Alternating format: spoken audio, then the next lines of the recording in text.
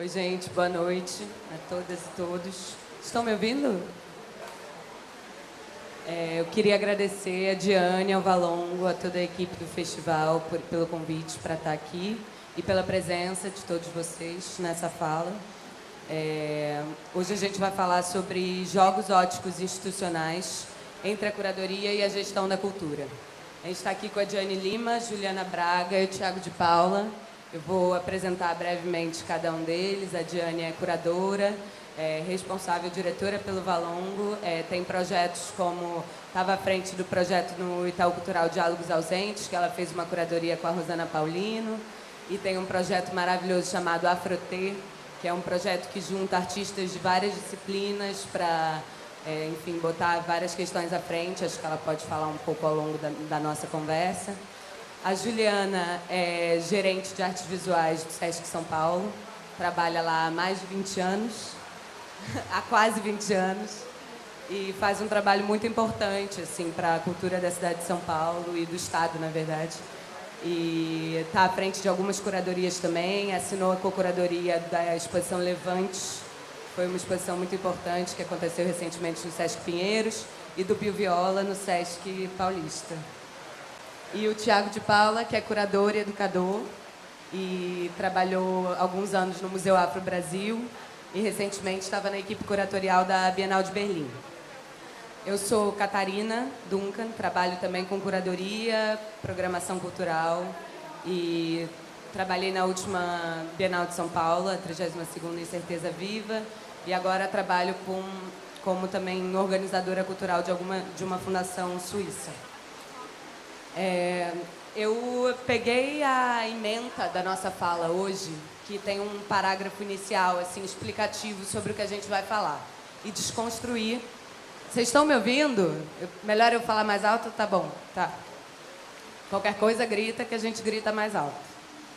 E eu peguei essa ementa, assim, que é um parágrafo mais institucional, explicando o que a gente vai falar, e desconstruir isso em algumas perguntas que eu vou conduzindo para cada um deles e deixando aberta para irem sendo respondidas, assim.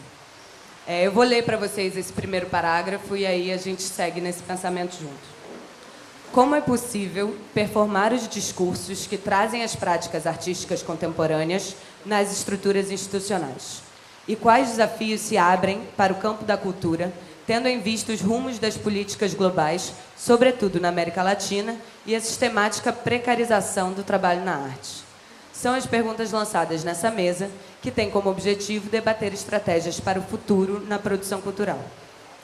Então, eu peguei a primeira frase. Como é possível performar os discursos que trazem as práticas artísticas contemporâneas nas estruturas institucionais? A primeira coisa que me veio foi como é que a gente reformula essa pergunta. Porque a gente, às vezes, se utiliza de certas linguagens que são complexas ou rebuscadas e que criam abismos reais, assim. Então, a gente precisa entender que linguagens a gente vai usar para, de fato, comunicar. Porque, para a gente continuar falando entre si eternamente, em algum momento uma força maior vai chegar e a gente tem que estar pronto para resistir. Talvez a linguagem seja a melhor forma da gente aprender como a gente resiste.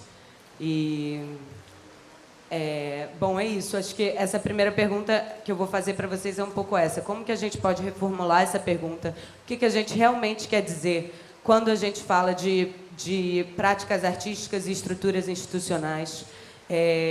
Como que estruturas institucionais podem ser acessadas por práticas artísticas? Como é que isso acontece? Como um artista entra numa instituição? Como que um artista entra num festival? Qual é o papel da... Enfim, aqui já são 300, mas eu vou deixar vocês falarem um pouco e aí vou retomando.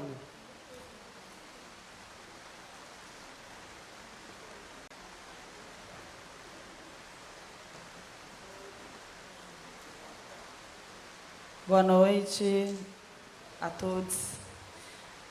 Primeiro, dar um salve para as dançarinas de ontem à noite. Quem sabe, sabe. E agradeço a Catarina pela apresentação. Eu não sei se eu sei responder muito essa pergunta. Eu acho que as perguntas elas não foram postas, eu acho, para encontrar respostas tão objetivas, mas para abrir mesmo para um campo de discussão e para um campo de reflexão. eu acho que o que a gente pode começar a construir, a pensar, é a partir, inclusive, dessa experiência do próprio Valongo, como que, de alguma maneira, ao tratar de um discurso, né, trazendo à frente uma metáfora como Não Me Aguarde na Retina, a gente conseguia trazer isso também para todas as nossas estruturas institucionais. Estruturas institucionais, a gente pode pontuar algumas delas, por exemplo, desde as próprias relações, né, interpessoais, até a própria construção da equipe, né? Então, como que a gente conseguia, já que estava falando sobre decolonialidade, já que a gente estava falando sobre invisibilidades e visibilidades, presenças e ausências, como que a gente conseguia instaurar modos de presença nesse processo de construção. Eu acho que a gente partiu muito daí. Se vocês me perguntarem se houve sucesso, eu vou dizer que a gente tentou bastante, mas eu não sei se a gente vai conseguir sempre responder a tudo, porque quando a gente faz um festival dessa dimensão, tem muitas coisas que fogem do nosso controle. E eu acho que é um exercício muito grande também de perder esse controle. É algo, para mim, muito difícil. Projetar e não ver a coisa realizada, executada, isso me toca num lugar muito pessoal, mas também entendendo que é parte do caminho, assim, né? Aprender, olhar de novo, esticar essa possibilidade de ver. Então, como performar o discurso nas estruturas, para mim, passa, antes de qualquer coisa, por discutir as relações, né? Eu até coloquei num parágrafo aqui no texto algo que dizia assim: uma das nossas preocupações era saber se teríamos aptidão para desenvolver uma camada sensível de leitura, onde ao menos o nosso próprio corpo coletivo pudesse enxergar como se manifestava nas escolhas diárias as camadas invisíveis. E essas camadas invisíveis, acho que até teve alguém, a Val, eu acho que falou sobre a invisibilidade também, não foi? E as camadas invisíveis, a gente está falando sobre como que no nosso cotidiano é difícil conseguir enxergar os processos de violação e de violência que a gente sofre diariamente e como isso está implícito nas nossas práticas diárias, né? Como, por exemplo, o racismo se manifesta diariamente nas práticas de trabalho. Então, o exercício era muito complexo fazer isso. Tinha certos momentos que eu não conseguia nem reelaborar o pensamento, né? Como eu tinha chegado em determinado diagnóstico, em determinado efeito, mas era sempre esse exercício vulcânico de trazer as coisas à tona e de tentar apresentar os fatos, né? A gente sempre trabalha com efeitos. Isso aconteceu e essa pessoa é a culpada, mas como que a gente conseguia ampliar essas relações, enxergar e fazer isso tornar visível? Por isso que eu digo que se há algum sucesso no festival, antes da gente encontrar o público, antes da gente ter a voz da crítica, eu acho que o sucesso se dá nas ruínas, né? Como a gente conseguiu construir essas ruínas, destruir algumas estruturas e conseguir provocar uma experiência que fosse um pouco mais coerente com o que o Não Me Aguarde na Retina está querendo dizer.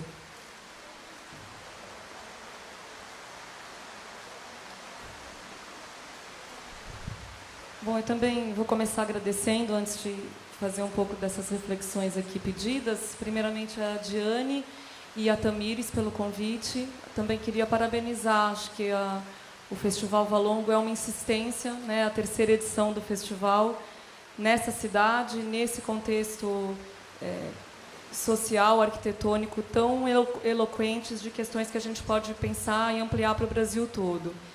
E acho que eu queria trazer um pouco, antes de passar para falar um pouco de uma experiência institucional, da qual eu tenho aí uma série de benefícios para contar na estrutura que o SESC representa, mas eu não estou aqui para falar especificamente da visão do SESC, mas pensar como a história pode nos ajudar a pensar essa institucionalização que é necessária para a divulgação, para o fomento das práticas artísticas, mas que, ao mesmo tempo, a institucionalização não é o terreno no qual a arte vai se fortalecer, né? Acho que é importante pensar que a arte não é institucionalizável, pelo menos no sentido da prática artística de muitos artistas que aqui estão, mas qual é o jogo, né, o binômio que a arte estabelece com uma instituição cultural, né?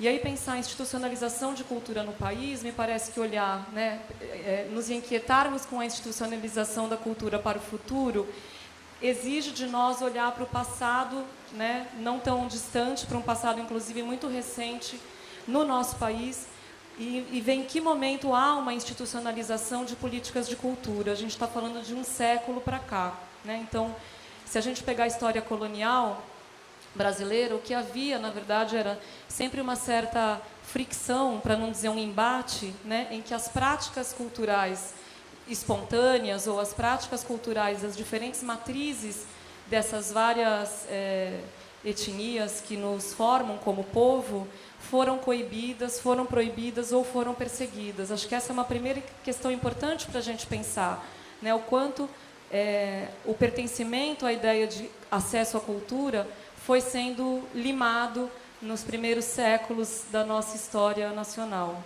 E, posteriormente a isso, a gente tem, quer dizer, e acho que é importante pensar que isso num país invadido, né, no seu período colonial, dizimado, né, mas cujas manifestações culturais e artísticas, por que não dizer, resistiram e insistiram nos corpos desses brasileiros e brasileiras, a despeito de todo o contrapasso de uma presença de Estado, né? E, posteriormente, se a gente se aproxima já do século XIX e do século XX ainda, a gente tem uma mirada muito de olhar para o externo, né, sem valorizar as culturas existentes, as culturas características dessa mistura tão incrível e antropofágica que a gente tem aqui no Brasil, mas justamente trazendo para dentro da institucionalização cultural uma cultura que vem de fora. A gente só vai mudar essa chave no período modernista, né, pós-modernismo no Brasil, com experiências que começam a se fortificar nos anos 30. Então, é menos de um século de institucionalização cultural, né, e não apenas de institucionalização, mas de leitura desse território nacional. Acho que a gente não pode escapar de pensar que não foi a única forma de olhar para o Brasil, mas talvez tenha sido a primeira em escala nacional, as missões de pesquisa folclóricas, iniciadas por Mário de Andrade, né, o único departamento de cultura nos anos 30 era o departamento criado pelo Mário em 35, em São Paulo, e logo depois ele joga a luz para uma experiência federal, uma experiência que vai tentar olhar para o território nacional, com todas as críticas que a gente possa, passado um século, fazer, as lacunas que ela representa, mas ela foi pioneira nesse sentido. E aí a gente vai vivendo, a partir de então, sobressaltos na permanência dessa pesquisa e desse fomento, né? A gente tem que lembrar, então, que a própria década de 30 é marcada por um regime totalitário ou autoritário, que é o regime Vargas, mas a gente tem ali ainda algumas formações mais importantes na criação de estruturas de longa duração no país, mas a gente vem depois com o sobressalto de uma ditadura militar, que é um outro golpe fundamental a ser discutido, pensar enquanto as políticas de cultura foram fragilizadas ao longo, então, desses dois grandes e longos períodos, dessas grandes noites políticas no Brasil. Então, de certa maneira, a gente está olhando para o presente, olhando para o futuro, mas a gente está ainda vivenciando e reverberando estruturas que foram trazidas de séculos e não tão distantes assim da nossa realidade. Então, quando a gente se ressente de uma institucionalização, a gente se ressente, sim, a gente tem que olhar e encarar esse processo histórico, no qual, de certa maneira, a cultura foi, inclusive, criminalizada, né? Principalmente essa cultura, vamos dizer, que é a cultura da resistência, e a gente tem aqui inúmeros exemplos. O samba foi perseguido, o funk é perseguido hoje em dia, né? De certa maneira, a gente fala de uma punição, de uma criminalização da arte e da cultura que foram pontuando momentos importantes da nossa história. Nem tudo, obviamente, foi marcado por esse viés, né? Acho que a gente tem na contramão disso, no nosso país, um outro lado que eu não sei se é perverso, mas é discutível, que é a necessidade, então, de você contrapor a ausência de uma política pública de Estado, né, por muitos e longos períodos, ou no nosso contexto hoje, a fragmentação dessas políticas, né, você inicia políticas incríveis, o Brasil tem uma série de políticas de cultura que são exemplares, mas a gente não permite, infelizmente, uma continuidade para muitas delas. Esse é um outro aspecto muito duro e muito triste que tem que ser encarado, né? E me parece que é importante pensar nesse contexto que a gente tem como contra-argumentação ou como contramão um certo voluntarismo de algumas pessoas, de alguns indivíduos, talvez em alguns momentos de uma certa elite intelectual ou financeira, que vão então entrar nesse lugar do Estado e vão cumprir parte desse trabalho, que seria um trabalho e um papel do Estado, mas isso obviamente tem consequências, né? Não cabe aqui fazer uma análise maniqueísta se é positivo ou negativo, mas ela não supre ou ela não dá conta da complexidade de um país como esse, nosso, né? Incrível, mas continental, cheio de complexidades, e ela não vai fazer aquele papel de harmonização ou de tentativa, ao menos, de aproximação das diferenças que um país como o nosso tem, e que apenas o Estado poderia fazer. Então, eu não quero me alongar muito aqui, também acho que essa é uma contribuição para a gente debater e discordarem vocês aqui, colegas, naquilo que for possível e necessário, mas acho que são questões que a gente precisa olhar antes de pensar, né, no papel apenas da relação entre o artista, o curador e a instituição, né? E, obviamente, aí, a partir, talvez, desse pano de fundo, a gente tenha que olhar e discutir como uma instituição que tem também suas características, tem suas missões, tem seus princípios, ela também não vai dar conta de discutir, de absorver todo o discurso artístico. É importante que ela não absorva, porque o discurso artístico tem que ter sua liberdade, né? Mas é nessa fricção que a coisa vai se dar. Mas existem escolhas institucionais, assim como existem escolhas curatoriais, e existem os princípios artísticos dos quais os artistas não podem ou não devem abrir mão, né? Então, eu passo a palavra para o Tiago e a gente segue depois com outras perguntas. Oi, gente, boa noite. Legal ver todos vocês aqui, especialmente nesse feriado chuvoso. Também um abraço para as dançarinas e os dançarinos da madrugada. Foi lindo. Eu acho que a pergunta que você lançou e a maneira como vocês duas encaminharam isso foi incrível. Até difícil ser essa terceira pessoa a continuar. Mas algo que foi muito marcante, fundamental, eu acho, e é fundamental para a minha prática, foi a experiência, o tempo que eu trabalhei no Museu Afro Brasil, em São Paulo, como educador, né? Então, pensando que eu acho que os educadores, eu vou falar especialmente do Museu Afro Brasil, né? Mas era uma espécie de linha de frente, né? Então, era o pessoal que lidava, que ainda lida diariamente com aquele público, especialmente crianças jovens que vinham de escolas públicas. E a partir daí, pensando que o Museu Afro Brasil, que é uma instituição interessantíssima e, como qualquer instituição, também precisa ser criticada e é importante um olhar bastante crítico e reflexivo sobre o papel dela no contexto artístico brasileiro. Nós como educadores, tínhamos essa, não diria missão, mas uma tentativa de reorganizar o discurso e como falar sobre a presença negra ou sobre o imaginário negro que se criava, né? Então, e ao mesmo tempo quebrar, eu acho que essa ideia quase sacra, né? A gente está numa igreja também, mas a maneira como aquelas pessoas que chegavam no museu, como o pessoal via o museu, uma instituição quase que pertence a um outro grupo que não é o meu, né? Então, quais são as ferramentas, eu acho, as possibilidades de diálogo que a gente pode desenvolver para talvez aproximar ou no mínimo criar uma ponte, uma possibilidade de comunicação. Eu sempre também acho muito importante desmistificar ou tentar desmistificar a ideia de arte como esse outro saber ou essa arte com A maiúsculo. Acho que é sempre muito importante. É claro que existe muito rigor, artistas e curadores trabalham com muito rigor, mas é muito importante também tentar trazer para esse plano aqui, né? Eu acho que para mim, se não for desse jeito, para mim não interessa. Eu acho que é bem importante, e é assim que eu penso, né? Eu penso na curadoria como uma possibilidade de formação ou produção de saber, né? Então, quando, seja nas exposições aqui em São Paulo ou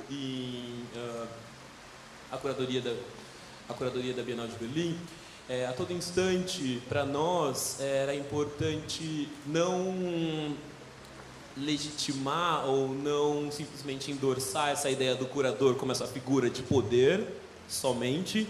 É claro que, pensando em quem eu sou e pensando em quem nós éramos, é também importante estarmos nesse espaço de poder, mas sempre olhando criticamente para o lugar em que a gente ocupava, né? Então, tem uma pensadora, uma filósofa que vive em Berlim, Antônia Majaca, e ela tem uma fala bem interessante sobre a ideia do curador como quase a figura mais neoliberal do universo, no sentido em que essa pessoa legitima certos discursos, especialmente no sentido da arte contemporânea. Então, ela tem uma ideia de curadoria contra esse endossamento neoliberal, né? Então, talvez o nosso papel, ou o meu papel como curador é esse. Eu penso muito em como, olhando sempre para a história, produzir uma outra maneira, produzir um outro saber que me ajude a caminhar minimamente para um outro futuro, né? Tipo, e que não seja o que eu estou enxergando agora. Então, realmente muito difícil falar sobre, porque é algo que se realiza para mim no espaço, né? Então, tem um outro projeto que eu tenho com a J. Mombassa, uma plataforma que chama Não Podemos Construir o que Não Podemos Imaginar Primeiro. Então, a imaginação é uma chave fundamental para o meu trabalho, assim, né?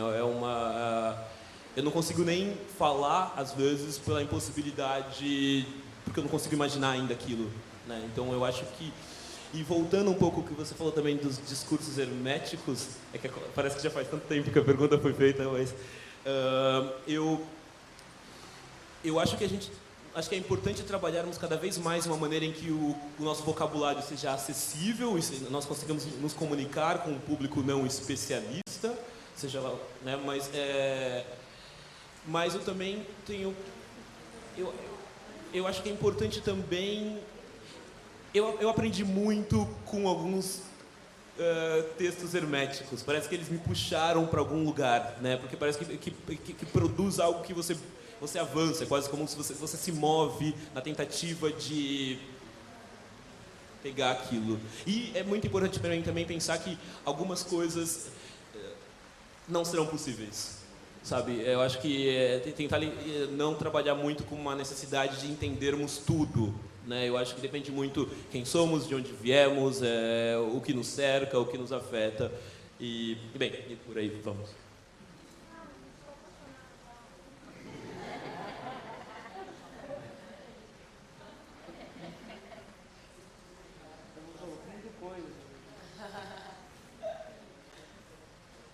Acho que cada um de vocês traz um pouco uma perspectiva sobre a necessidade, de fato, da gente esclarecer da forma, assim, olhar para trás, entender historicamente onde a gente está, que momento é esse e por que isso está acontecendo, para a gente poder se organizar. E aí eu vou chegar na segunda pergunta, que é sobre quais desafios se abrem para o campo da cultura, tendo em vista os rumos das políticas globais, sobretudo na América Latina. Quando eu escuto a Juliana contando um pouco essa trajetória do projeto institucional cultural no Brasil, eu entendo isso como uma coisa irmanada na América Latina inteira, e a necessidade da gente saber olhar para os lados e entornos e aprender com isso também. E pensando que como as artes, assim, historicamente, sempre tensionaram o mundo criticamente. Esse sempre foi o lugar da arte, assim, e a gente poder olhar o mundo sempre de outro jeito assim, não necessariamente, claro que as coisas podem acontecer de forma isolada, mas existe uma resposta do corpo artístico ao contexto histórico, político que aquilo está acontecendo. E acho que é interessante a gente pensar também quais são as respostas do corpo institucional para as mudanças políticas que a gente pode prever já e para as que a gente já passou também. Então, eu acho que outra pergunta que eu queria trazer é essa, de qual é o compromisso com a política hoje que a gente pode ter. Como que a gente constrói esse tipo de estratégia e usar esse espaço realmente como um laboratório para a gente pensar junto, porque vai ser necessário, assim. já está sendo, já era. E a gente, às vezes, deixa passar, mas as urgências chegam mais perto e a gente vai atendendo a elas, assim. Então, acho que eu queria saber um pouco isso, assim, como que esses elos podem nos fortalecer, que estradas a gente vai ter que abrir, enfim, saber o que vocês pensam sobre isso e como que a gente vai se organizar.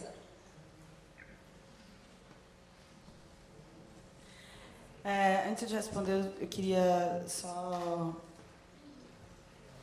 pontuar que eu achei bem interessante como você conseguiu construir essa narrativa. Acho que ajudou muito a sedimentar esse chão que a gente está falando. E eu acho que uma das coisas que me vieram assim é um entendimento sobre como essa prática ela é uma prática política, né? Uma curadoria em perspectiva, que é isso que eu tenho falado um pouco, ela é uma prática eminentemente política. E logo a gente entende que todas as relações diárias elas são umas relações de diálogo, obviamente, mas também de jogo de forças e de poder, né? Então isso foi uma coisa que veio muito forte durante todo o processo do Valongo. Tenho pensado como que é preciso ter saúde para fazer isso. É preciso ter corpo para fazer isso. E a gente está com os corpos um tanto quanto debilitados nesse sentido. Com a incapacidade de dialogar, com a capacidade de se mover. E o tempo inteiro eu ficava assim, respira. Eu acho que é o meu mantra no Valongo, respira. Respira. Todo mundo, quando começava a ficar, respira. Porque eu acho que se a gente perde esse controle emocional, essa inteligência emocional, a gente não consegue realizar, porque é muito complexo. E a gente sempre vai optar pelo caminho mais fácil. O caminho mais fácil é fingir que não está vendo. Então, eu acho que a saúde dessas relações é uma coisa muito importante para esse momento, eu acho, político que a gente está vivendo e para essas ações micropolíticas, eu diria. E essa coisa da saúde, ela passa também pela própria vitalidade, né? Pela capacidade de existir e a capacidade de permanência, como você estava falando. Né? Só um corpo coletivo muito atento com a sua autopreservação, que é uma coisa que a própria Bienal de Berlim falava também, né? Self-preservation, como que essa capacidade de autopreservação, né? Criar essas estratégias de fuga, saber a hora de entrar e de sair, falar de não me aguarde na retina, não me aguarde em lugar nenhum. Eu tenho pensado muito sobre essas estratégias de fuga, assim, como que o silêncio, muitas vezes, ele pode ser um lugar possível. E a poesia também. Né? Eu acho que quando a Catarina traz a complexidade da palavra, eu entendo um lugar aí de elaboração acadêmica ou extremamente intelectual, mas eu acredito muito na poesia e na possibilidade das pessoas entenderem um texto, lerem aquilo, ou encontrar com as imagens, e a partir dali haver uma fruição direta entre artista e audiência. Então, acho que é isso.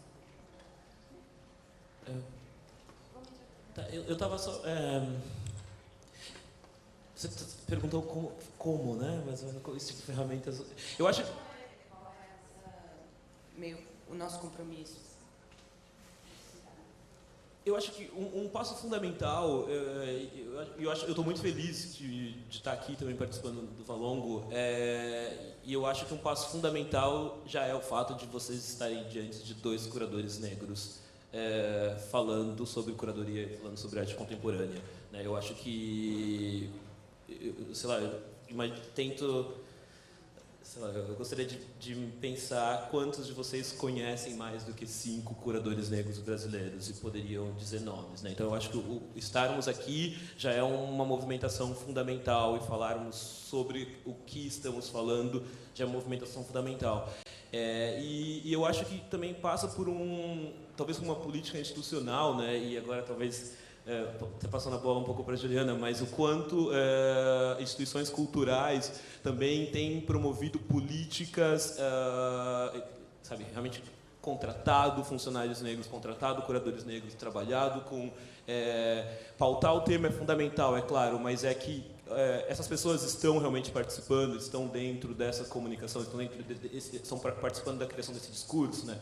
E o que a gente vê aqui no Valongo, e eu, de novo, acho isso fundamental, sensacional, é que essas pessoas elas não são apenas objeto de estudos, né? Então esses corpos estão aqui criando uma narrativa sobre si, né? Estão falando sobre si, são corpos mais vulneráveis, e que finalmente conseguem.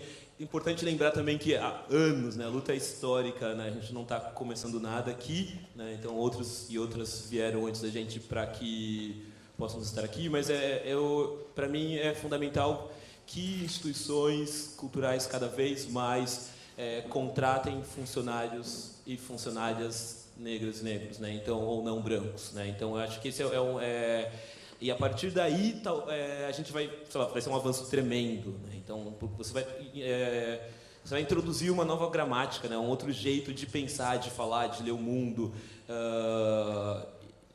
Eu acho que acho que essa para mim talvez seja uma ferramenta, um ponto de partida, né? Para a gente começar, para que certas pessoas se sintam minimamente representadas naquelas instituições, né? E que cada vez mais a gente consiga desacralizar esses lugares.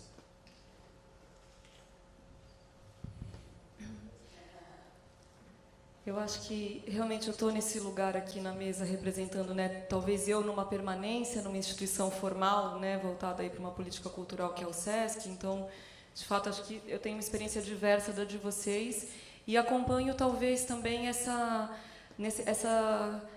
caída de ficha que não é tão simples numa instituição, por exemplo, como essa que tem 70 anos, né, mas que, claro, vai levando um tempo processual de entender que, embora a sua ação seja muito efetiva, profícua, né, e que atinja assim, um amplo campo de trocas com públicos diversos, ainda há muito espaço para se aprimorar essa ação. Então, acho que a primeira questão que me chama a atenção quando você, né, lança essa pergunta pensando no papel de uma instituição como seria o SESC e tantas outras, é a necessidade de autocrítica. Acho que essa é uma questão que todo ser humano tem aí como um elemento a ser perseguido, mas que é muito difícil de fazer. E quando isso se replica numa estrutura institucional e ainda mais numa estrutura de grande escala, isso não é possível, mas é muito mais complexo de se fazer.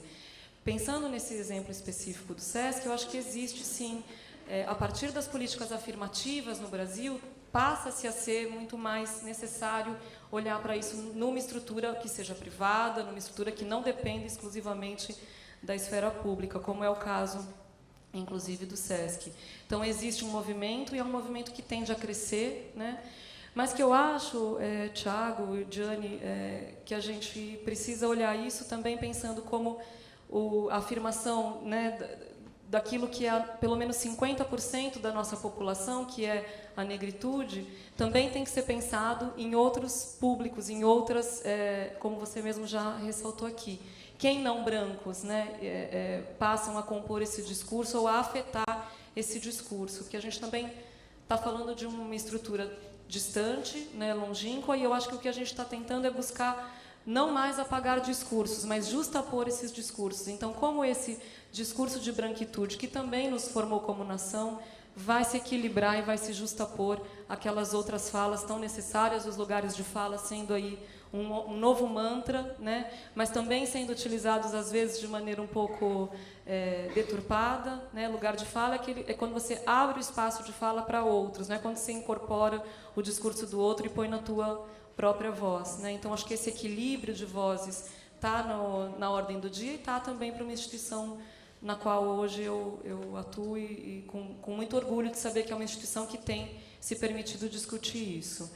Mas eu queria voltar também para uma questão que você trouxe sobre o público, o Thiago, tenho certeza que a Catarina e a Gianni também estão igualmente preocupadas. Me parece que pensando, né, nessas possíveis chaves aí, que chaves a gente teria que colocar nessa nossa caixinha de ferramentas para pensar o futuro dessa nossa área tão vilipendiada ou fragilizada em momentos variados da nossa história e da história da América Latina. Acho que o mundo todo passa. Gianni lembrou arte, vem sendo, acho que a Catarina lembrou arte, é ponta de lança, e a arte é sempre a primeira a ser perseguida em contextos mais complexos. Mas me parece que entender o público também como uma necessidade de diálogo recíproco, de aprendizado recíproco, é uma das segundas preocupações que a gente deveria ter, né? Como eu formo o meu corpo profissional e como esse corpo profissional diverso vai lidar com um público diverso. E eu acho que essa é demanda urgente passa pela questão que você também traz, Thiago, de pensar a sacralização dos espaços de arte. E aí, quando a gente pega como exemplo um festival como o Valongo, que está imbricando o direito à cultura no direito à cidade, no direito à circulação pela cidade, a gente está falando de um binômio também que é inescapável. Para ter públicos diversos, eu preciso ter acessibilidade, eu preciso ter mobilidade. Isso está dito aí em vários discursos. A gente pode pegar, né, qualquer plano de governo vai falar sobre isso, mas na prática essa estrutura não é simples de se organizar. Então, me parece que, para além da gente trabalhar temáticas diversas, a gente tem que pensar nisso, quer dizer, aonde eu vou estar e com que estratégias eu vou chegar em territórios diversos, em localidades diversas, como eu dialogo com esses diferentes grupos, sem perder a identidade institucional, sem perder a missão institucional. E aí, mais uma vez, obviamente, pensando no exemplo do SESC, que é uma instituição que está colocada, né, espalhada, felizmente, em várias regiões do estado de São Paulo. Na verdade, é uma instituição nacional, mas eu tenho propriedade para falar da ação de São Paulo, que é a administração da qual eu faço parte. Mas em São Paulo a gente procura, né, distribuir o máximo possível na capital e no estado, num território amplo. Mas isso já passa a exigir da instituição também olhares distintos, né? Como é estar na 24 de maio, no centro de São Paulo, como é estar em Santos e como é estar em Birigui, né?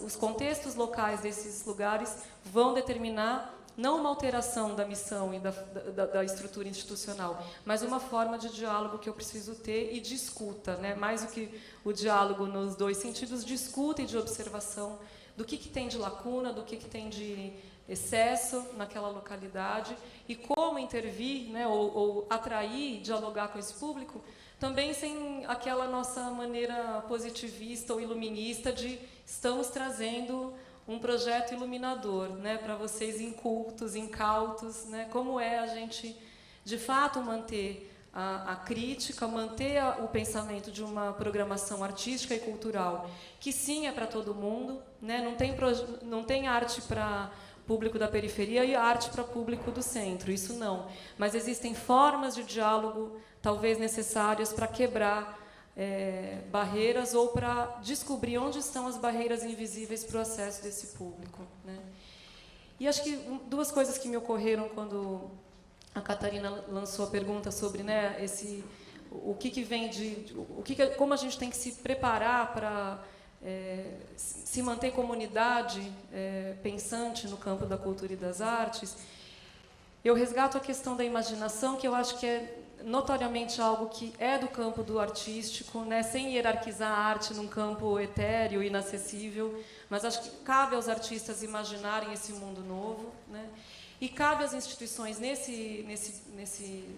nessa dupla assumir riscos em relação a essa imaginação pensada pelos artistas, né? Quando eu falo assumir riscos, não significa se expor, né, a críticas ou se estar em contradição com aquilo que é a sua missão formadora, original, mas como a gente assume riscos no sentido de incorporar aquilo que não está apaziguado na sociedade, né? Se a instituição cultural, artística cultural, não fizer, ela que é esse campo de aproximação entre mundos diferentes, a arte pensa um mundo diferente, mas a aproximação com os mundos diferentes me parece que só podem acontecer em plena potência num espaço público pleno ou num espaço cultural que justamente se propõe a harmonizar ou aproximar diferenças. Então, a questão do risco, ainda que seja um risco controlado, um risco com cotoveleira e joelheira, é importante para uma instituição cultural. E me parece que a gente viveu recentemente episódios muito lamentáveis no Brasil por conta de uma autocensura muito triste, que é quando a instituição, antes mesmo de se colocar para a sociedade como, olha, existem pessoas responsáveis nesse corpo de trabalho que levam uma instituição cultural adiante, né? Me parece que alguns interesses escusos aí jogaram uma tinta muito negativa na imagem das instituições culturais, quando, na verdade, você tem, como em qualquer área do conhecimento humano, profissionais pesquisando e atuando. Então, acho que resgatar essa ideia de responsabilidade que existe dentro de uma instituição cultural, como existe dentro de uma pesquisa curatorial, sempre existe uma responsabilidade e uma escolha, né? É fundamental nesse momento, para que a gente não se vitimize, mas também que não seja vítima desses sequestros, né? De um moralismo ou de uma falsa compreensão do papel das artes e da cultura.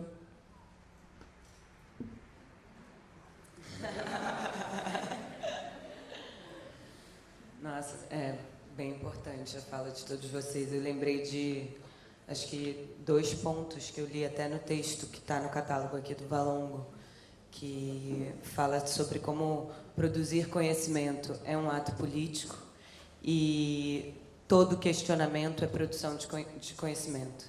Eu acho que isso está na fala de todos vocês, assim, de alguma forma, como que é preciso a gente questionar tudo que a gente vê. E acho que talvez essa seja a grande ferramenta. Assim, quem são os corpos que estão aqui?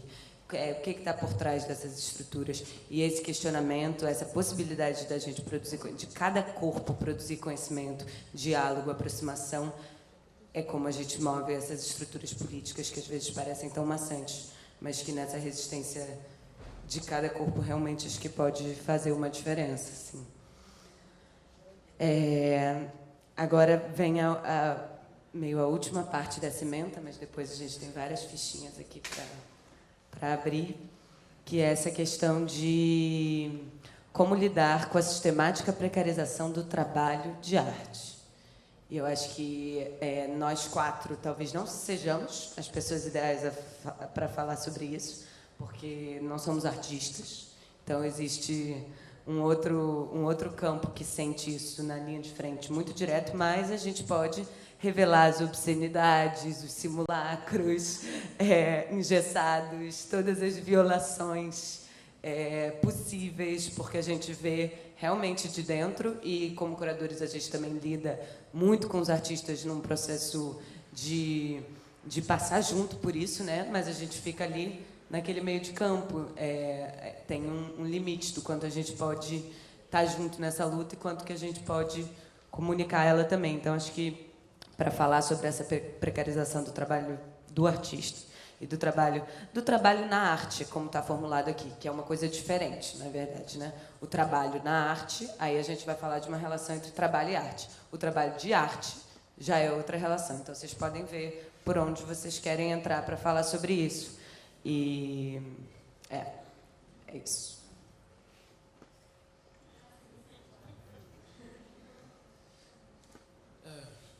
Essa é tão difícil, mas eu acho que, bem,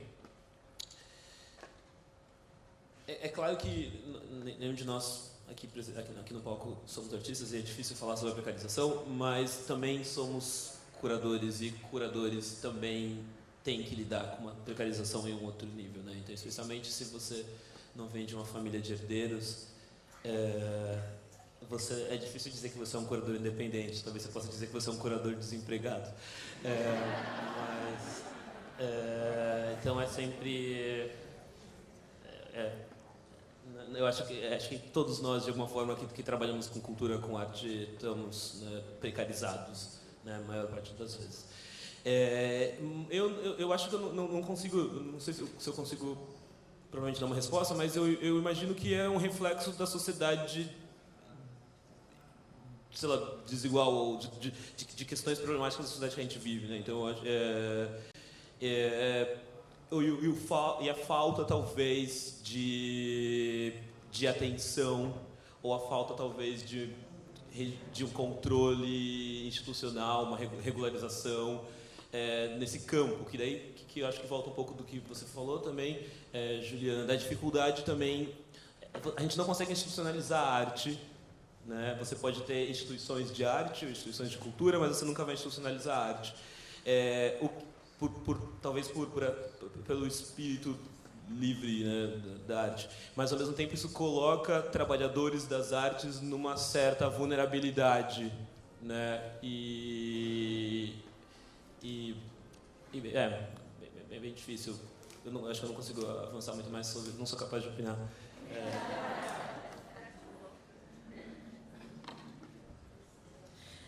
Eu só queria voltar aqui em 2 pontos. O primeiro, quando a gente estava falando sobre as relações, tem uma obra lá no RDC 100, que é do coletivo Brutas, que é uma gangorra. E eu acho que essa obra singulariza muito esse debate. É uma gangorra e escrito nela tem escrito horizontal. Então, como que a gente consegue aí se relacionar nesse balanço, né? Tendo o equilíbrio? É possível que essas hierarquias aconteçam? É possível o mais alto e o mais baixo? Então, só para poder dar uma deixa em relação a isso. E eu achei muito interessante quando você fala do risco, porque hoje foi o meu tema, o tema do meu parte do meu mau humor foi risco. E por isso também convido vocês a ver uma obra que está no container na frente da Petrobras, que eu acho que já fala muito sobre o risco, né? O risco que a gente vem correndo aí durante esses 3 dias e que a gente ainda está suscetível, porque acabou de cair quase uma tempestade aqui. Mas eu fiquei muito tocada com o processo da residência artística, né, que foi coordenado por Tarcísio Almeida, que está ali.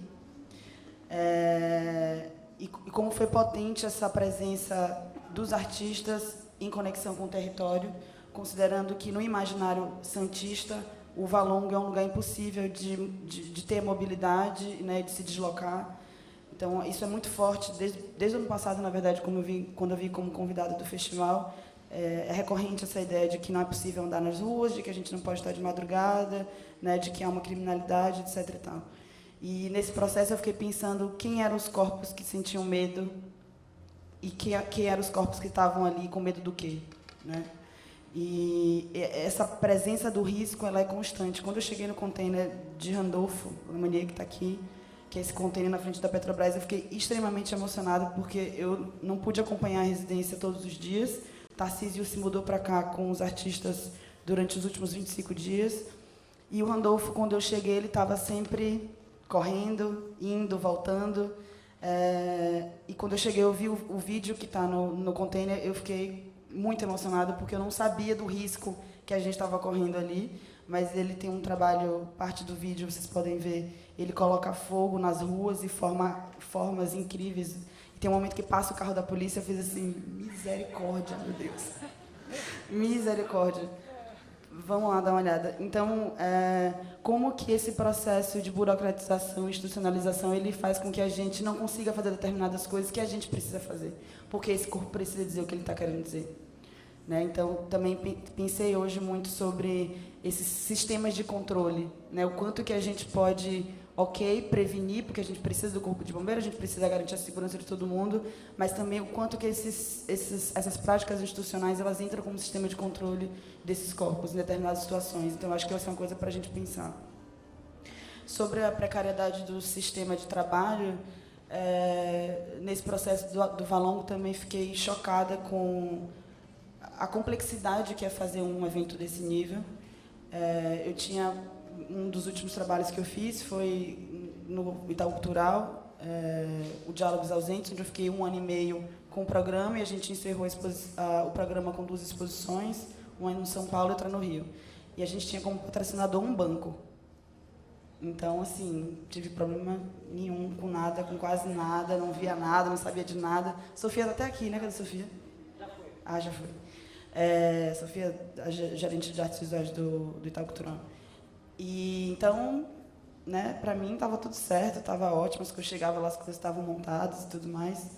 E no Valongo eu fiquei muito chocada com a precariedade, não só a precariedade, né, do cenário como um todo, porque a gente já sabe, somos precarizados ao longo dos séculos, mas como esse deslocar de perspectiva, ele faz com que surjam muitas coisas que nem a gente mesmo tem noção, né? Então, fiquei pensando o que é produzir arte no Brasil quando não tem um banco.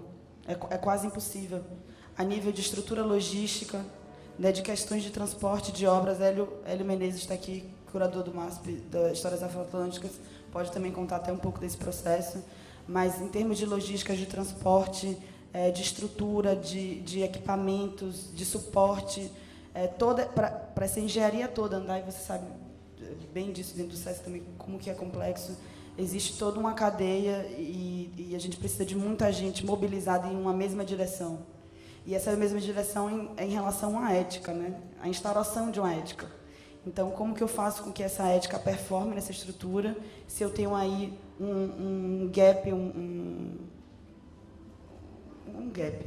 um abismo exatamente de produção de conhecimento, né? Porque nesse momento a gente vê a crise epistemológica de fato acontecer, né? Com a ausência desses corpos a gente não tem essa experiência. Então, quando o Tiago fala, por exemplo, dessa importância da presença do curador, no Itaú Cultural a gente falou muito, assim, algumas pesquisadoras e artistas, que era a primeira exposição curada por uma mulher negra em 30 anos de instituição. E nesse processo eu fiquei pensando o que significava estar naquele lugar, né? O que eu tinha passado, tudo que eu tinha passado por ali, o que aquilo significava a nível de produção de conhecimento. Então, Daniel Lima fala uma coisa sobre inscrição histórica, que é algo que hoje eu persigo muito. Assim, a gente precisa documentar, a gente precisa registrar, a gente precisa criar imagem, a gente precisa se expressar para que, quando outras pessoas vierem, o caminho já esteja um pouco mais livre, né? Esse conhecimento ele consiga realmente ir mais longe. Então, acho que é isso.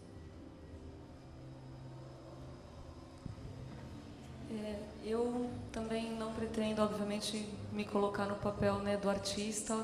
Aliás, ao contrário, eu dependo, né, dos artistas para que essa instituição possa seguir fazendo parte importantíssima do seu trabalho, né? Mas essa não é uma relação não é uma relação horizontal, a gente sabe, né? O mínimo, quer dizer, acho que a gente está falando de coisas que às vezes inclusive a remuneração do artista, né? Existem instituições que não remuneram, e sobretudo no campo das artes visuais, que é do campo aqui da maior parte, acho que do nosso grupo aqui presente, é uma prática que não é corriqueira o artista que, por exemplo, empresta uma obra ser remunerado por ela, pensando numa exposição, né?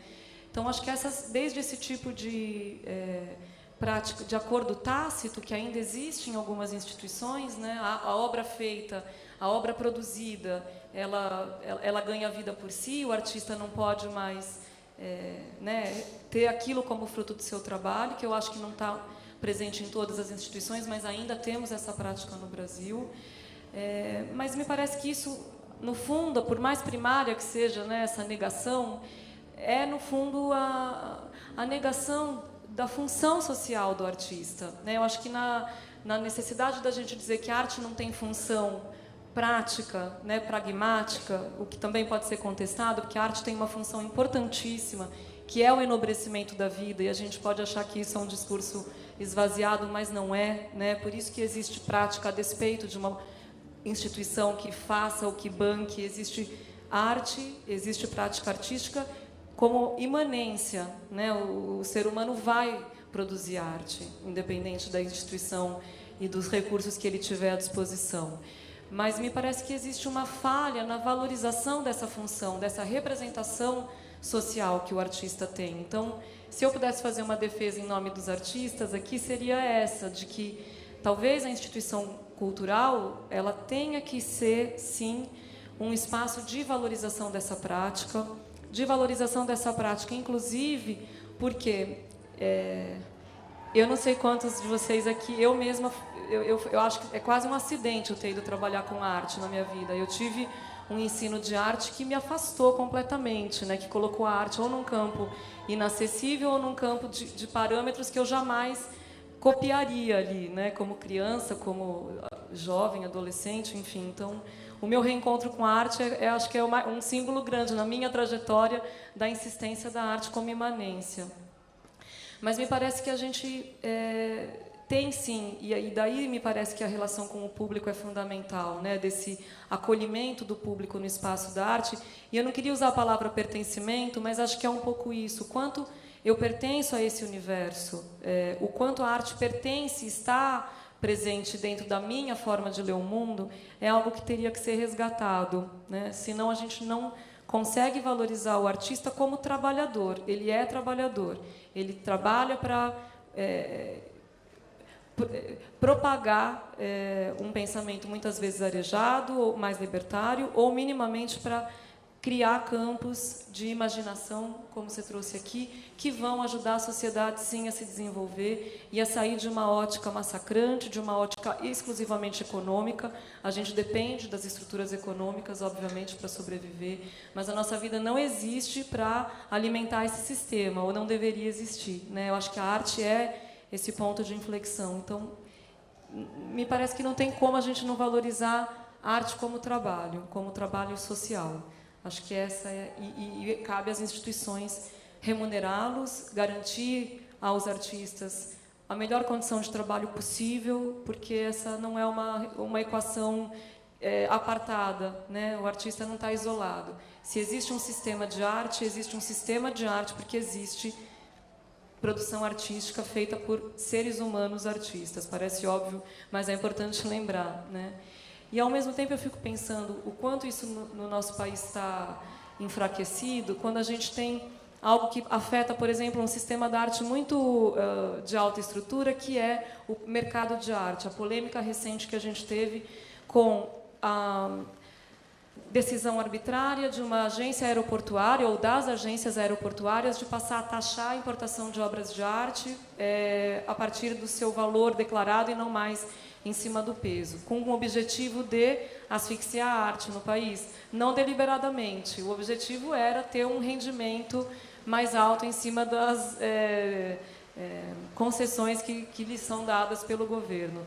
Só que essa é uma ação que, obviamente, vai asfixiar aquilo que é o intercâmbio cultural, né? A gente não faz arte só no nosso contexto, no nosso território, é fundamental a troca entre realidades, e é do Brasil para fora, mas do Brasil para dentro também. E me parece que, além da decisão de uma macroestrutura, a decisão final, e que está sendo revista, felizmente, esse é quase um assunto enterrado, esperamos nós, mas a decisão de libera ou não libera, aplica ou não aplica determinada tabela, está na mão do fiscal da Receita, que está ali no aeroporto, não é nem do dono da agência, do empresário da concessão, está no olho daquela pessoa que está responsável naquele minuto, do plantonista na Receita Federal, né? E o quanto, para esse plantonista da Receita Federal, existe valor para aquilo que a gente faz. Eu acho que a gente essa ficha tem que cair para a gente também, né? Como instituição, mas como sistema. Esse sistema que envolve desde o artista até o banco patrocinador. Como a gente mostra o valor desse trabalho? Será que esse trabalho está chegando para esse cara que é o fiscal da Receita? Não tem resposta aqui, claro, mas a gente está falando dessas estruturas de poder, né? Ou desses micropoderes que estão muito escondidos, mas que estão afetando o nosso trabalho diariamente.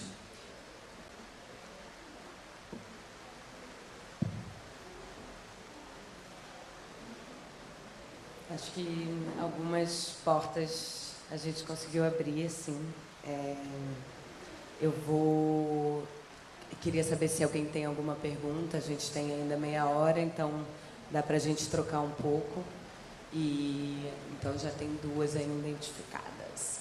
Tem efusões. Ó, tem um aqui e a Carla.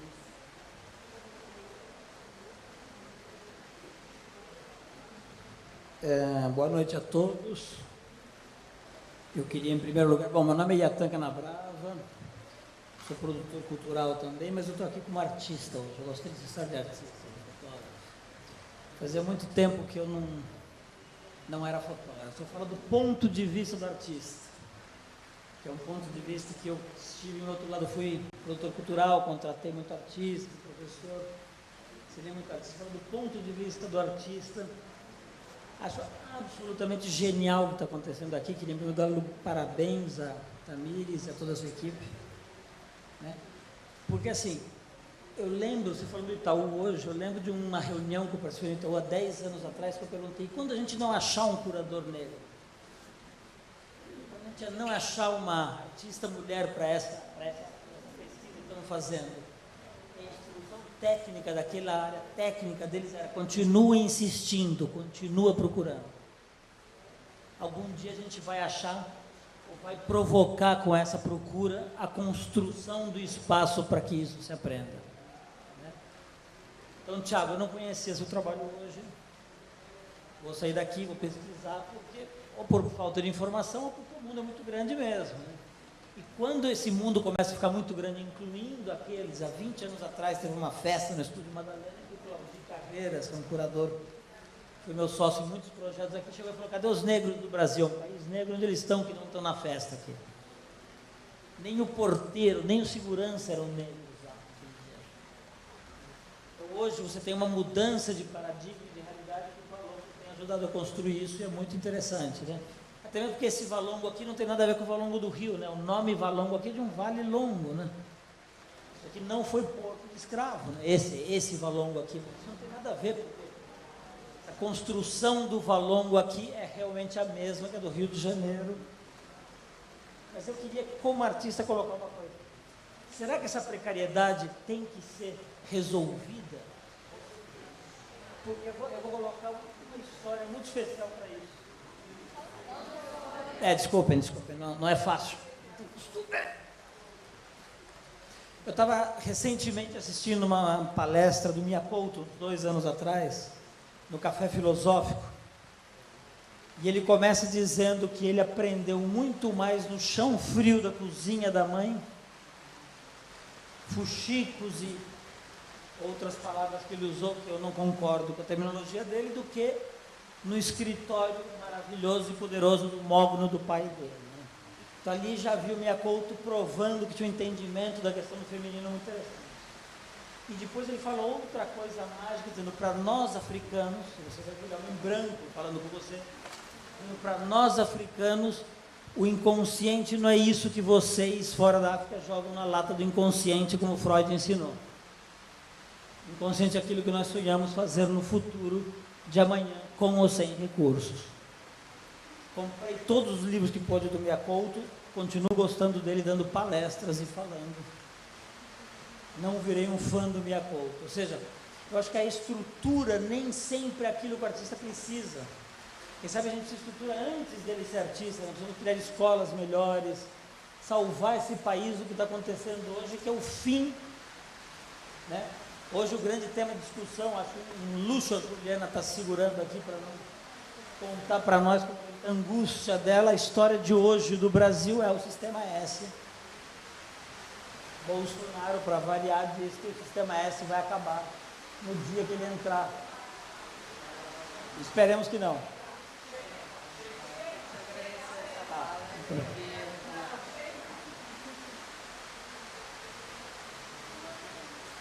Tem mais uma pergunta da Carla. Ninguém quer responder essa agora.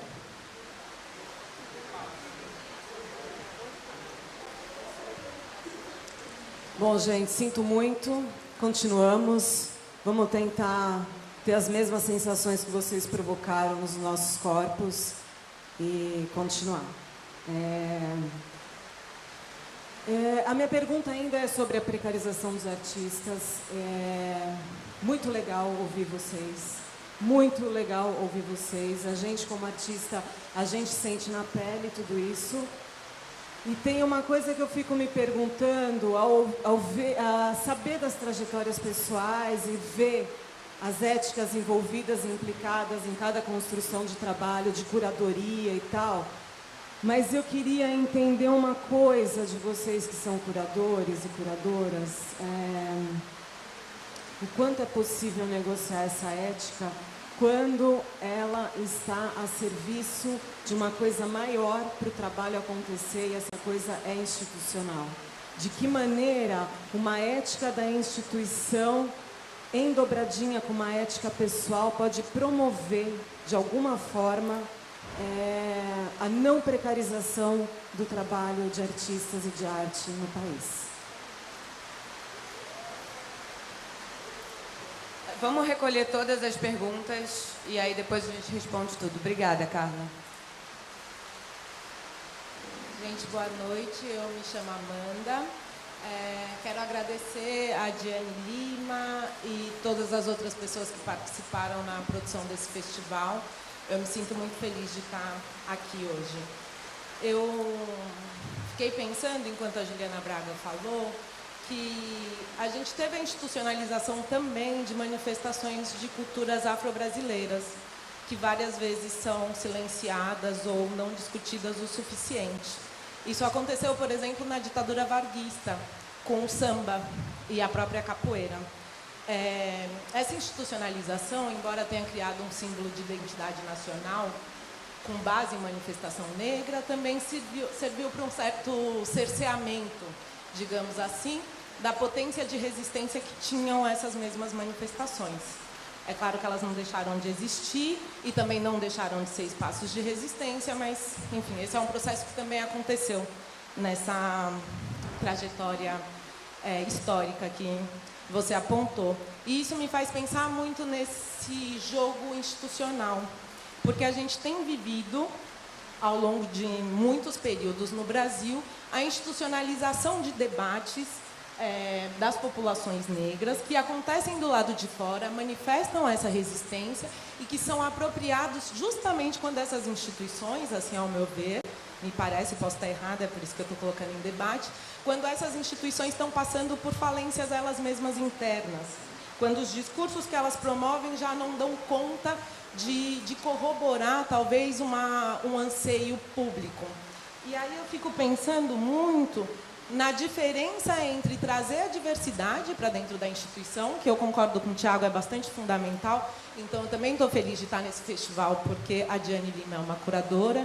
Também estou feliz de estar aqui, porque conheci vários artistas negros, pude ver debates onde a presença negra está representada, mas, ao mesmo tempo, eu me questiono, e eu acho que a gente tem conseguido superar isso, mas é uma questão que eu acho que tem que sempre pautar a nossa reflexão, o quanto há uma diferença entre a diversidade e a representação da diversidade e a potência da descolonização. Então, eu não estou aqui representando uma ideia do ser negro, ou a minha imagem ela serve para justificar essa falência que eu mencionei anteriormente, mas o quanto a minha reflexão, a discussão, a gramática, ou a nova epistemologia, ou seja lá qual a palavra que a gente dê, na construção desses novos vocabulários, o quanto a gente pode efetivamente questionar, por exemplo, o formalismo. Né? É uma crítica que eu vejo muito comum quando a gente vê exposição de artistas negros, ou dizer que não existem artistas negros, porque não se questionou qual que é a régua que mede o que é um artista bom e o que é um artista ruim. E como essa régua, várias vezes, ela é criada a partir de pensamentos hegemônicos que não se permitem lidar com com esse processo de descolonização. Então, enfim, falei tudo isso porque o debate está bom, então muita coisa veio à minha cabeça. Eu fiquei pensando o que é, então, nesse sentido, a ideia de assumir riscos, né? Se o risco ele pressupõe, por exemplo, um questionamento profundo de ideia de gosto, de valor, de diversidade, de descolonização, e o quanto a gente pode efetivamente avançar nisso, inclusive reconhecendo outras pesquisas, porque eu aposto que temos mais que 5 curadores negros no Brasil, mas eles podem efetivamente exercer a profissão de ser curador, ou muito mais artistas do que se pressupõe que existem mulheres negras artistas, mas a gente está fazendo pesquisa e abrindo espaços onde essas pessoas também possam se expressar nesses campos institucionais.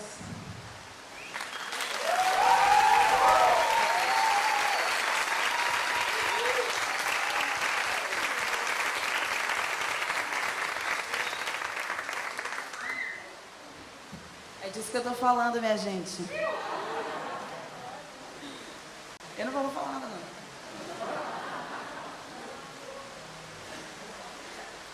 Eu acho que foram 3 colocações, a gente pode digerir isso juntos e depois, se a gente tiver tempo, a gente abre para mais algumas perguntas. A gente pode relembrar um pouquinho, assim, talvez voltar para a pergunta da Carla sobre a possibilidade de uma ética pessoal aliada a uma ética institucional transformar essa situação, assim. Sim. Eu acho que esse é o desafio. Eu acho que essa é a questão, assim, é como fazer isso. A gente precisa de prática, a gente precisa de ação, a gente precisa ter permanência, ter vitalidade. Eu acho que é só o exercício da presença, como a Amanda brilhantemente colocou aqui, vai trazer os diagnósticos, vai trazer as possibilidades de pensar, de fazer, criar esse campo mesmo de saber. São desafios diários, né? A gente, o tempo inteiro, é como se fosse um grande jogo que a gente tem que fazer as escolhas, olhando para a dimensão ética, olhando para a dimensão estética, olhando para a dimensão estrutural. O racismo, ele é estruturante da nossa sociedade, então ele está nas estruturas.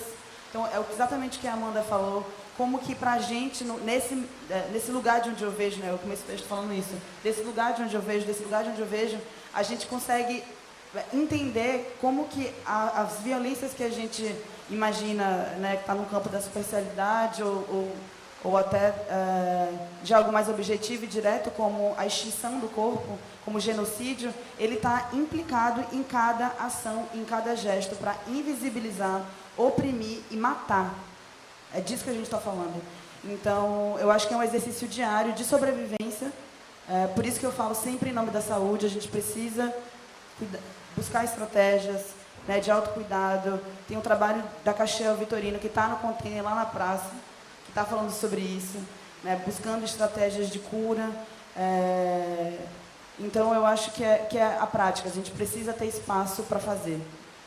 E eu não estaria aqui contando tudo isso se eu não tivesse tido a oportunidade e a possibilidade de estar fazendo a curadoria desse festival. Esse conhecimento ele não existiria.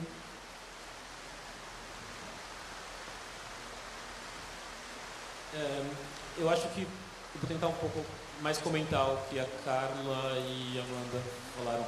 Eu acho que o campo, né, o sistema de arte, ele é muito perverso, né, e ele é bastante escorregadio e existe uma falta de transparência. Apesar de eu gostar de trabalhar muito com a ideia de opacidade também, eu acho importante, a gente precisa realmente desenvolver formas para que transparências, a gente tem que entender mais esse mecanismo, esse jogo. Então eu acho que o que eu tenho tentado fazer na minha prática, e especialmente de maneira muito ética, é ser transparente com artistas, evitando ser essa figura. Olha, no começo da conversa, quando eu falei que a Antônia dizia que talvez o curador pode ser a figura mais neoliberal do mundo, talvez por esse fato de transparência, por essa possibilidade de transitar, ou por essa possibilidade de simplesmente circular por espaços e muias vezes pouco sensível e com poucos cuidados. E com poucos cuidados eu digo... Estou um pouco nervoso, mas...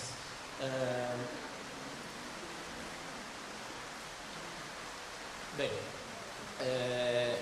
o que eu tenho tentado desenvolver com o meu trabalho de curadoria é trazer um olhar atento para as complexidades que o sistema de arte produz, né? Então, e tentar dialogar minimamente no nível mais humano possível com artistas, com as demandas desses artistas, com as necessidades desses artistas, e combater ou produzir possibilidades de que a gente possa combater essa precarização, né? E esse é meu compromisso ético.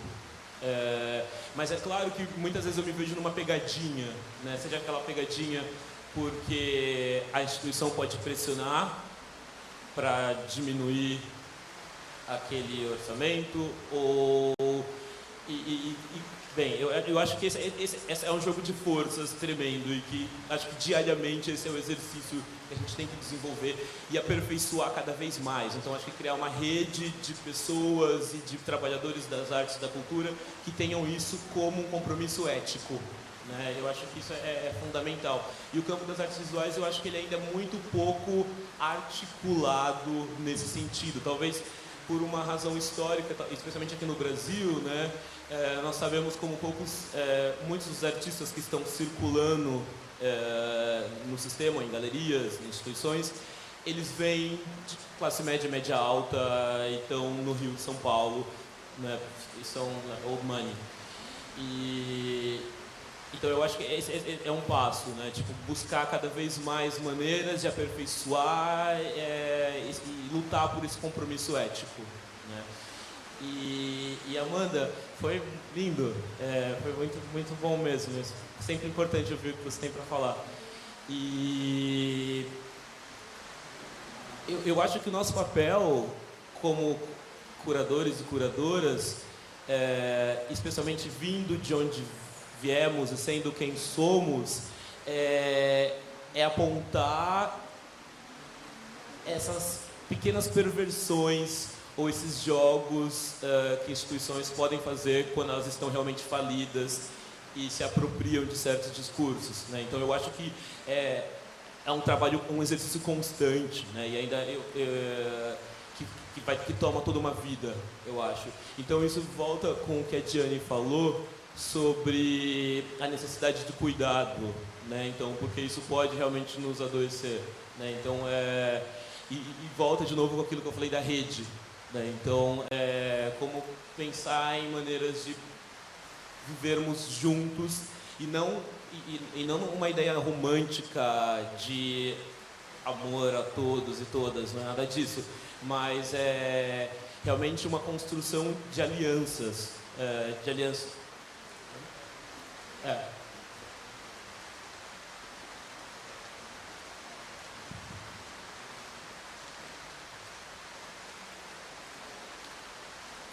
Thiago, você terminou? Você vai falar ainda? Não?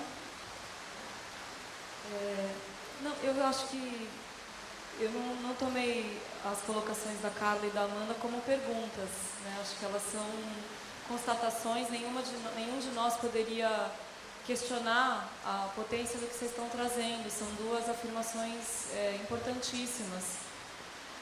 Agora, não são situações simples, obviamente, né? Se a gente tem consciência de que passamos, sim, né? Temos um país racista, temos um país que esconde de si próprio o racismo, mas que nos últimos anos tem trazido à tona essa sujeira colocada embaixo do tapete histórico. A gente está falando de um momento de olhar para lacunas, né? Acho que não é apagar as lacunas e dizer, né? Acho que não existe. O que as instituições têm que, e eu me coloco nesse momento como representante de uma instituição, é ali que eu atuo, né, na minha prática profissional. O que a gente tem que afastar dos nossos códigos é o cosmético, né, a cosmetologia que cria uma maquiagem, né, uma superfície de que as coisas estão bem resolvidas e de que é, né, inabalável a estrutura institucional. Acho que é o contrário, acho que a gente vive um momento de porosidade, mas em que essa penetração, esse arejamento, esse umedecimento das estruturas não significa de imediato uma fórmula mágica que vai ali, vai resolver todos os cacuetes que a gente carrega numa estrutura. No caso, por exemplo, da instituição em que eu atuo, que tem 70 anos, o quanto o Brasil mudou nos 70 anos de 46 para cá, o quanto a voz dessas minorias que são maiorias em número, mas que são minorias no espaço de atuação, ou que pelo menos eram, né? Acho que a gente está vivendo um momento, sim, feliz, de alteração desse cenário, e ele não vai ser de um ano para o outro, infelizmente, né? Mas acho que a gente vai agir no contrapasso do que a história propôs ao longo de muitos séculos, mas me parece que a gente tem simplesmente que tem que ter uma humildade em entender que existem essas lacunas. Hoje, o que a gente busca dentro do SESC debater é quais são as ausências, né? Quais são as formas efetivas de reduzir essas ausências. Então, isso passa, por exemplo, sim, por um pensamento claro na hora de admitir pessoas, né? De fazer uma admissão menos baseada em critérios estanques, né? De considerar a biografia das pessoas para a incorporação nos cargos, no caso da área que lida com as áreas artísticas, porque a gente está falando especialmente disso, né? Também equivale a dizer, no caso da questão racial negra no Brasil, onde estão, não é quantos estão, mas onde estão as pessoas negras nas instituições? Elas estão, mas em que funções, né? Acho que essa é uma pergunta dura e necessária e que vai ela vai impulsionar mudanças, a gente espera, de não sei se curtíssimo, mas de curto e médio prazo, né? Não acho que é num prazo imediato. Mas, ao mesmo tempo, eu acho que o que eu gostaria de trazer é a importância de uma ação em rede entre as instituições variadas que estão pensando e se dedicando a pensar essas questões no Brasil. Então, é muito importante para a rede de cultura em São Paulo, eu vou falar em São Paulo, eu acho que é no Brasil todo, tá? Mas é muito importante, nesse momento, a exposição História Afroatlânticas acontecer no MASP e acontecer no Tomi, né? Ela tem um recorte, vocês que atuaram diretamente propuseram um recorte, fizeram escolhas, né? Criaram um discurso que não resolve toda a problemática dessa questão para o nosso país ou para a nossa história, mas ela é, sim, algo muito emblemático na cena hoje, né? De quando você visita São Paulo, o que é inescapável visitar. Então, acho que essa reverberação numa instituição como o MASP, ela sim funciona de um jeito pendular ou numa reverberação que é importante, né? Não no sentido de que ela vai criar mimeses e outras instituições vão passar a copiá-la. Eu acho que posso sentir na tua fala, Amanda, uma certa possível crítica em relação a isso, né? Quando as instituições passam a incorporar de maneira superficial os discursos que estão validados em outra instituição. Mas eu acho que tem o outro lado disso, que é assim, o quanto a gente vai fortalecendo um discurso e na importância desses projetos acontecerem em variadas instituições, mostrando, na verdade, que isso não é uma tendência, não é uma moda, mas é uma urgência, né? É uma urgência para se colocar no papel de protagonista do sistema de arte, ou das discussões de arte, que as instituições buscam ter, elas buscam ter protagonismo, né? Então, também incorporar esse clamor ou essa urgência é importante, e instituições que são pilares cumprem um papel importante na valorização mesmo dessas práticas que não existem por causa das instituições, mas que ao adentrarem as instituições passam a criar uma certa legitimação que é importante, sim, no discurso, no que a história das exposições vai dizer futuramente, num futuro em breve. Me parece que essa é um catalisador de mudanças importante, né? A gente tem 3 minutos, então não sei se vai dar para responder, mas a Val tinha uma pergunta. Não tem mais? Já foi? Hélio, mas essas perguntas não vão ser respondidas. Eu estou deixando para vocês fecharem e a gente conversa depois, mas acho que depois de tudo que a gente falou, se eu encerrar essa fala tentando concluir alguma coisa, eu vou estar dando um tiro no pé. Olha que tarefa mais em glória. Bom, então vou aproveitar que vai ser uma pergunta não respondida, que a gente pode usar e abusar, né? Em primeiro lugar, eu queria de fato agradecer a todas que estão aqui, que possibilitaram esse encontro nesse momento em que a gente está vivendo em nosso país. A possibilidade de uma conversa aberta e franca e difícil e contraditória, aberta ao contraditório, parece nos escapar muito brevemente. Então, parece que isso que a gente está vivendo nesse momento aqui, nesta noite, pode parecer banal, mas talvez, espero que não, mas talvez não seja mais possível muito em breve. Isso dito, e exatamente por trazer esse contexto amargo, né, para a nossa noite de hoje, queria trazer uma ambiguidade no papel das instituições, porque todos nós aqui que estamos falando do lado de cá, ouvindo vocês que estão do lado de lá, de alguma maneira temos relações com instituições, né? E a gente sabe que na dor e a delícia de ser o que é, essas relações geram problemas, mas geram potencialidades. E tem um lado perverso da história que eu concordo, assino embaixo com a fala da Amanda, dessas falas que a gente gostaria de ter falado antes, só depois que ouve, né? Mas, além de assinar embaixo, trazer um outro lado da história, o lado reverso da moeda, por assim dizer. Porque se é de fato verdade que essas instituições são muito espertas e se adiantam, sobretudo a nós, e captam motores que estão fora delas, de, para alguma maneira, legitimar um espaço vazio que elas vêm perdendo, né? Um espaço de legitimidade social que elas vêm perdendo.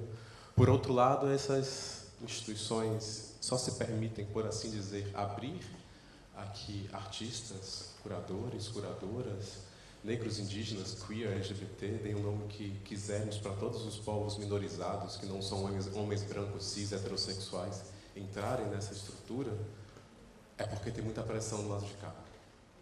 Então, é importante, claro, a gente sempre sublinhar o lado perverso que essas instituições cooptam e transformam discursos e potências em discursos legitimadores da sua própria prática, mas também entender que esse jogo é bastante dialético. Para essas práticas entrarem lá, houve bastante resistência, houve bastante tentativa, houve porta fechada, houve trauma, houve saúde corrompida. Então, por isso, às vezes, enfim, não quero fazer uma fala por demasiado pessimista ou por demasiado realista, espero, mas as instituições estão aí, temos que lidar com elas, ponto. Não é um momento agora, eu não consigo ver da gente fazer condutas anti-institucionais e para-institucionais como contrárias a condutas dentro das instituições, ou seja, não são contraditórias. É um momento de luta para todos os lados.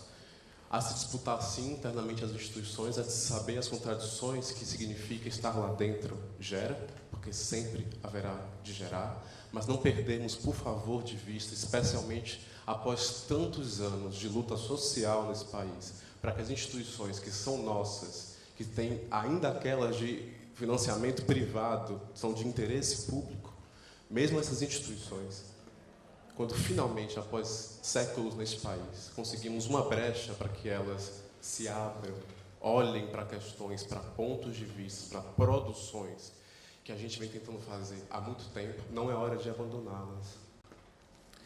Não quero ser taxativo, mas é porque às vezes o momento presente nos obriga a falar certas coisas incômodas. É fato que a gente tem que se preocupar com as instituições, é fato que a gente tem que se preocupar se as nossas condutas lá dentro, críticas, não estão sendo cooptadas para gerar outra coisa. Mas, por favor, não nos enganemos. Essas portas estão cada vez mais difíceis, cada vez se fechando mais. Temos que honrar o trabalho que vieram antes da gente, entender e consentir que o trabalho que estamos fazendo não gera apenas frutos para esse momento presente, mas que, espero, gerará pessoas, movimentos que nos ultrapassarão.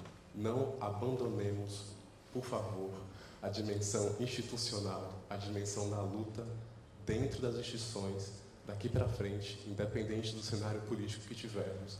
Essa haverá de ser uma bandeira de todo mundo. Preto, viado, travesti, sapatão, puta, pobre. Ou a gente se junta, ou fudeu para geral, gente. É isso. Boa noite, obrigado.